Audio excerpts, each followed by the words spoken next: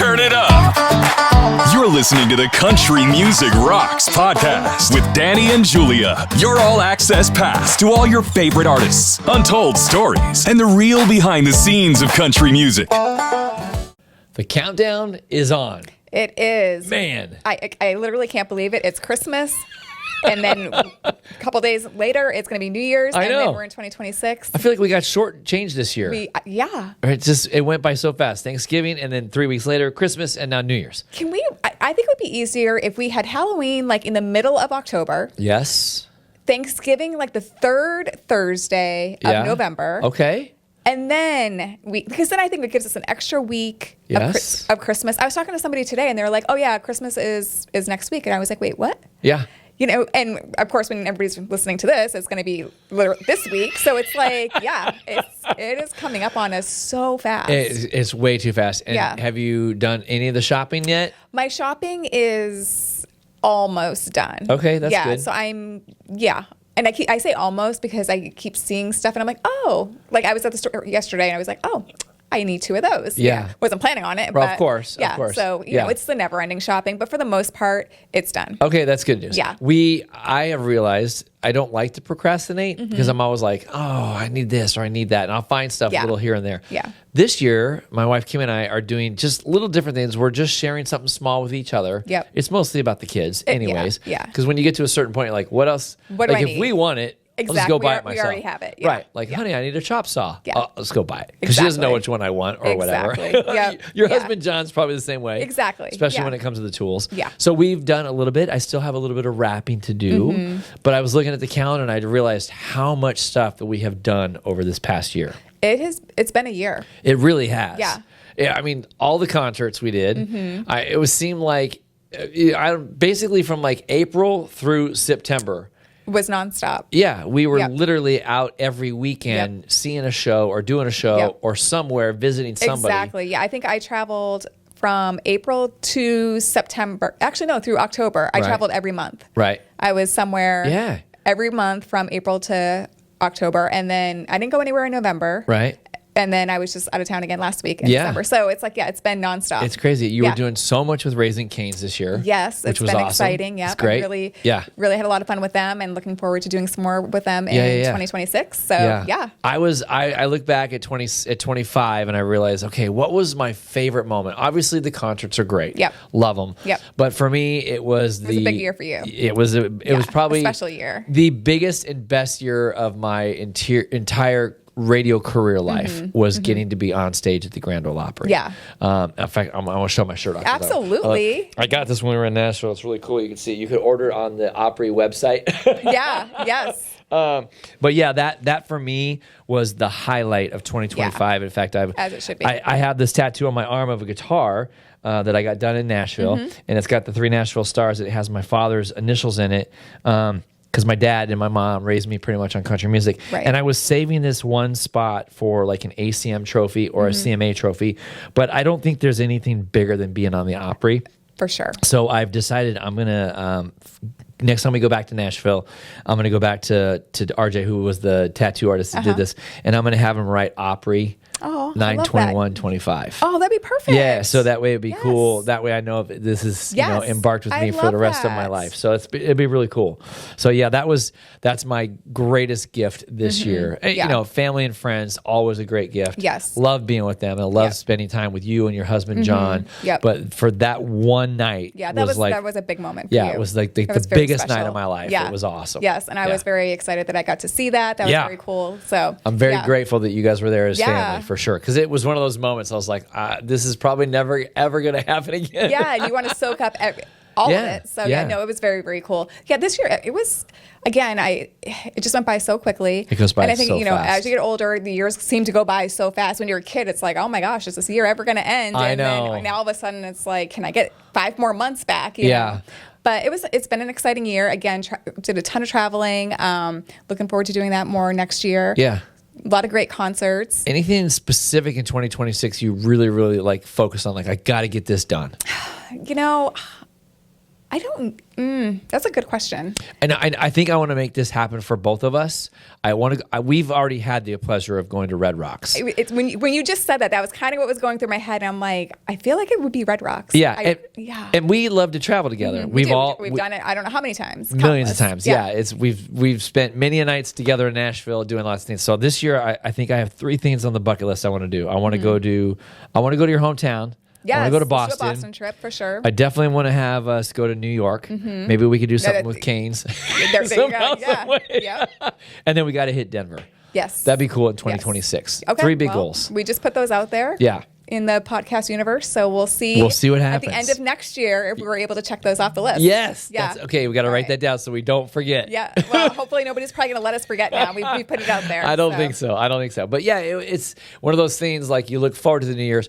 As I caught myself the other night watching one of the best of their year in review, 2025, and I'm like, it's not even Christmas yet, and they're already showing it. Like we still have a couple more weeks. I know. I know it's like last minute editing, but the people that edit TV shows are really good. They're good. They're really fast. Yeah. If they can edit NFL games as fast as those plays go down. I know, right? Yeah.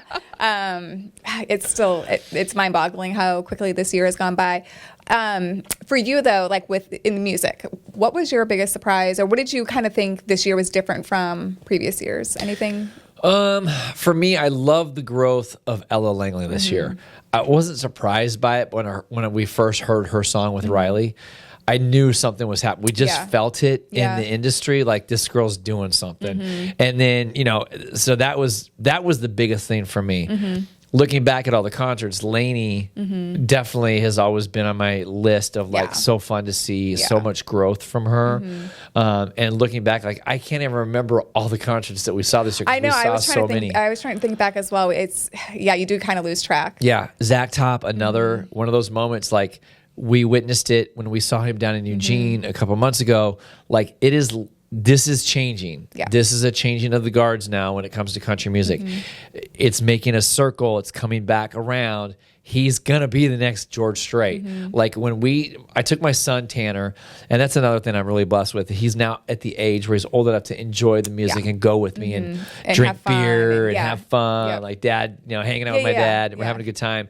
But when we saw that show, that's when I realized quickly, like my youngest son is enjoying the country music of the 90s that sounds exactly like this, and it's coming back. It is. And no disrespect to any of the artists, like Bailey Zimmerman. Love that dude's energy. I thrive off of it. It's amazing. But Luke is making the turn with some great new music as a dad. He's understanding.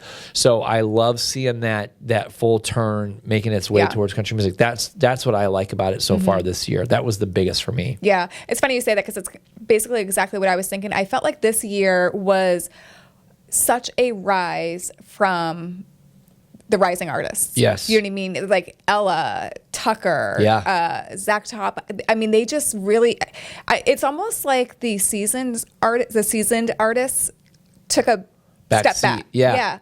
A little bit. Like maybe they're working on new stuff, I don't know. Could be. Because I felt like the surge was really on a lot of the newcomers and the rising stars. Yep. They kind of took over. Right. Russell Dickerson. I mean, he's not necessarily a newcomer, but still sort of, when you compare him to the Luke Bryans, the Blake Sheltons, the Keith Urbans, they've been around for a long time.